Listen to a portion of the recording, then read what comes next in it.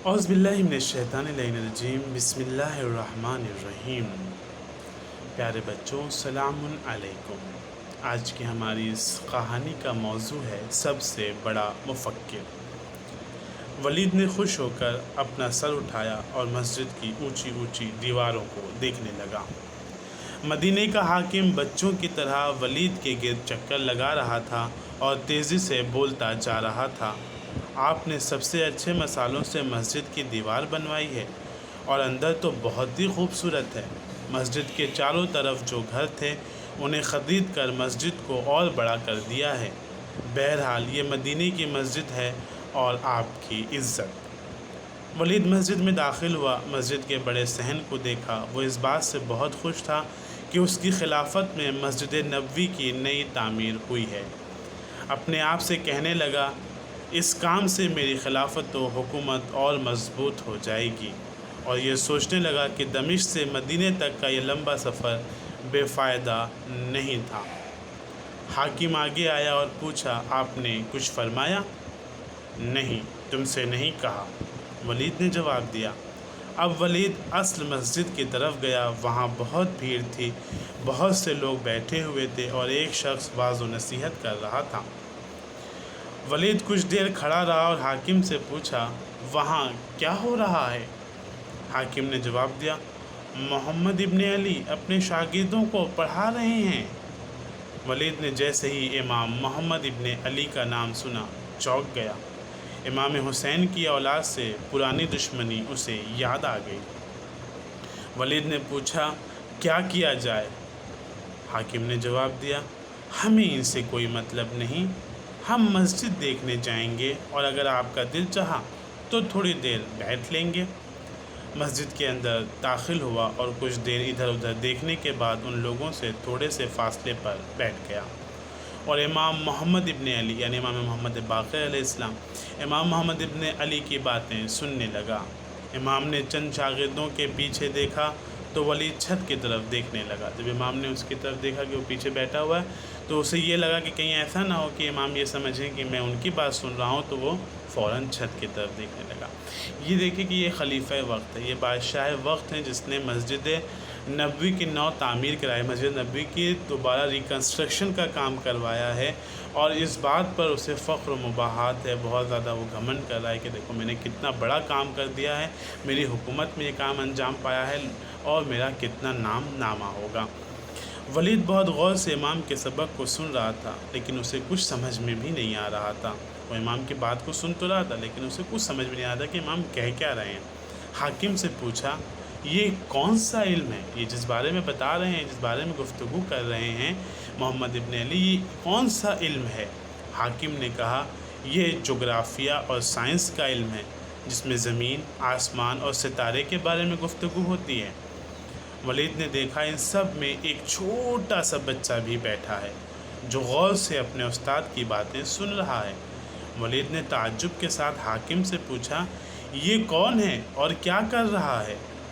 یعنی وہ سوچ رہا ہے، بتاؤ یہ باتیں جو امام واقع بتا رہے ہیں یہ تو میرے سمجھ میں نہیں آ رہی ہے، میرے پلے نہیں پڑ رہی ہے، اور میں یہ دیکھ رہا ہوں کہ یہ چھوٹا سا بچہ اتنے غور سے بیٹھ کے سبق کو سن رہا ہے، اسے کیا سمجھ میں آ رہا ہوگا؟ تو پوچھا، یہ بچہ کون ہے اور یہ یہاں کیا کر رہا ہے؟ وہ محمد باقر علیہ السلام کا بیٹا جعفر ہے۔ حاکم نے جواب دیا کہ وہ محمد باقر علیہ السلام کا بیٹا جعفر ہے، اپنے باپ کے ساتھ آتا ہے اور سبق میں شرکت کرتا ہے۔ ولید نے دوبارہ تعجب سے پوچھا، یہ بچہ کس طرح ان باتوں کو سمجھ سکتا ہے؟ پھر اپنے آپ پہ غور کرنے لگا کہ میرے تو ایک لفظ بھی سمجھ میں نہیں آیا، آخر یہ بچہ ان باتوں کو کیسے درک کر لے رہا ہے، کیسے سمجھ لے رہا ہے؟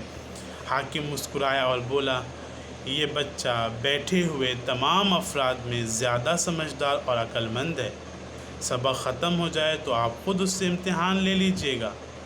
یعنی جب اس نے کہا کہ یہ بچہ کیا سمجھ رہا ہوگا، اتنا چھوٹا سا بچہ، مجھے تو ایک لفظ نہیں سمجھ میں آ رہا، تو حاکم مدینہ جو تھا وہ گورنر مدینہ کا جو تھا وہ مسکرایا، مسکرا کے کہا آپ یہ سوچ رہے ہیں کہ مجھے نہیں سمجھ میں آیا، یہ بچے کی کیا سمجھ میں آ رہا ہے؟ ارے یہاں جتنے لوگ موجود ہیں، امام محمد باقر کے علاوہ جتنے لوگ امام سے علم حاصل کرنے کے لیے موجود ہیں، ان میں سب سے زیادہ عقل مند، ذہین، سمجھدار اور درس کو ترک کرنے والا، سمجھنے والا یہی چھوٹا سا بچہ ہے۔ اور اگر آپ کو اس پر یقین نہ ہو تو درس ختم ہونے کے بعد آپ خود اس سے چند سوالات کر کے مطمئن ہو لیں۔ درس ختم ہوا، حاکم جعفر کے پاس آیا اور انہیں خلیفہ کے پاس آنے کو کہا۔ جعفر آئے اور خلیفہ کے سامنے بیٹھ گئے۔ خلیفہ نے ایک بار پھر بچے کو دیکھا اور کہا یہ تو بہت چھوٹا ہے، کیسے یہ درس سمجھ سکتا ہے؟ انہوں نے حاکم سے کہا یہ تو بہت چھوٹا بچہ ہے، یہ درس کو کیسے سمجھ سکتا ہے؟ اور تم مجھ سے کہہ رہے ہو کہ میں اس سے سوال کروں۔ بہرحال حاکم نے کہا آپ خود آزمائیے، آپ خود ایگزام لے کے دیکھیے۔ ولید نے پوچھا تمہارا نام کیا ہے؟ امام نے فرمایا میرا نام جعفر ہے۔ جعفر، کیا تم یہ بتا سکتے ہو کہ منطق کس کی ایجاد ہے؟ اس نے پوچھا کہ بتا سکتے ہو کہ منطق کس کی ایجاد ہے؟ فرمایا ارسطو تھا، جسے اس کے شاگرد منطق کا ایجاد کرنے والا کہتے تھے۔ ولید، کیا بتا سکتے ہو کہ صاحب المعاص کون ہے؟ جعفر نے فرمایا یہ کسی شخص کا نام نہیں ہے بلکہ ایک ستارے کا نام ہے۔ ولید نے پھر پوچھا اچھا یہ بتاؤ صاحب سواق کون تھا؟ فرمایا یہ عبداللہ ابن مسعود کا لقب ہے، یعنی صحابی رسول حضرت عبداللہ ابن مسعود ان کا لقب ہے، جس نے میرے جد رسول خدا صلی اللہ علیہ وآلہ وسلم کے بعض کام انجام دیے تھے، جن کی وجہ سے ان کا یہ لقب ہو گیا تھا۔ ولید نے کہا شاباش بیٹے شاباش۔ پھر حاکم کی طرف بڑھا اور کہا یہ دنیا کا سب سے بڑا مفکر ہے۔ دیکھیں فضائل وہی ہے کہ جو دشمنوں کی زبان سے بھی جاری ہو جائے، جو ان کے سر پر چڑھ کر بولے۔ ولید جیسا بنی امیہ کا جو حاکم ہے، وہ امام کے علم کو دیکھ کر کہتا ہے کہ یہ دنیا کا سب سے بڑا مفکر بنے گا۔ جب خلیفہ مسجد سے باہر آیا تو بالکل بے حال تھا، سوچنے لگا اس طرح کے باپ اور بیٹے کے ہوتے ہوئے اس کی حکومت صحیح طرح سے نہیں چل سکتی۔ حاکم تیزی سے باتیں کیے جا رہا تھا لیکن سمجھ نہیں پا رہا تھا کہ خلیفہ اتنا بجھا بجھا سا کیوں لگ رہا ہے، اور خلیفہ یہ سوچ رہا تھا کہ مدینے سے دمشق کا سفر اس کے لیے کتنا مشکل ہوگا۔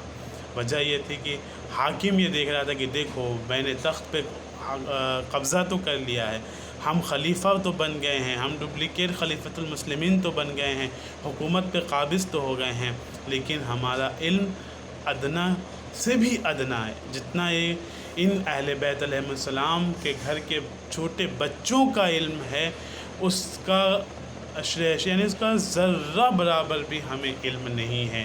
اور ایسے عالموں کے ہوتے ہوئے، امام باقر اور امام جعفر صادق کے ہوتے ہوئے، اگر مجھ جیسے جوہلا، مجھ جیسے حقیر یعنی حاکم جیسے لوگ، ظالم جابر اور علم نہ رکھنے والے لوگ اگر حکومت پہ قابض ہیں تو ان کی حکومت کتنے دن رہ سکتی ہے۔ اللہ تبارک و تعالیٰ ہم سب کو اہل بیت علیہ السلام کے راستے پہ چلنے کی توفیق عنایت فرمائیں۔ اگلے ٹرن پہ جب ہم ملیں گے تو ہم امام موسیٰ کاظم کے بچپن کا واقعہ بیان، امام موسیٰ کاظم علیہ السلام کے بچپن کا واقعہ بیان کریں گے۔ شکریہ، السلام، خدا حافظ۔